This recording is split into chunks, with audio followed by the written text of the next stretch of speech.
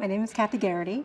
We're at Images Management in New York City. I'm president of the company, and we've been in business for about 31 years. We do fashion and advertising. There are a few ways that we do it. Open calls at the agency on Wednesdays between 3 and 4. We get things from a lot of people from out of town, so if we do want to see them in person, they do have to fly in, which can be very expensive. And then we also do go on the internet. The other way is through conventions. And with conventions, it's great because they don't have to pay very much to go to the conventions, and it's a lot easier for them to be seen by a lot of agencies at one time. And at the conventions, you get to see agencies from all the different markets in the States, which is very helpful. I've known David for 21 years. When we first met, he owned an agency. Then he opened up his own convention company, and I always have supported him and been to, gosh, it seems like hundreds of his conventions. And I've always seen amazing girls and actually been able to bring amazing girls to New York and book them.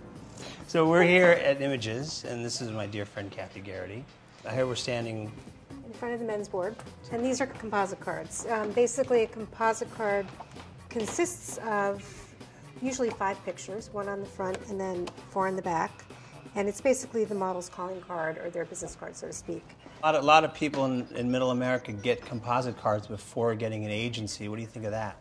It's a waste of money, because what's going to happen is you're going to come to New York and you're going to want the agency to pick out the pictures that you're going to have on the card, because they know how to sell you. What kind of pictures should they bring?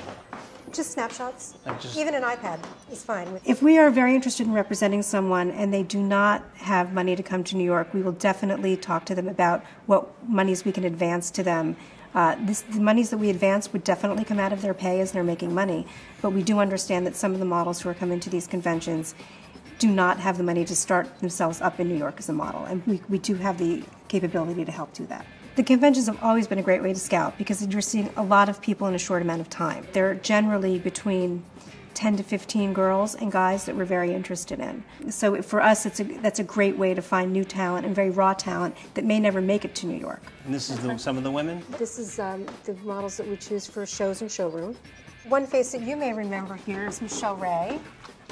She was Shelley Smith when I found her at your convention. You know, she's had a very, very successful career. She's been in the business now 20 years. 20 years. Yeah. That's amazing, from Detroit. Yep.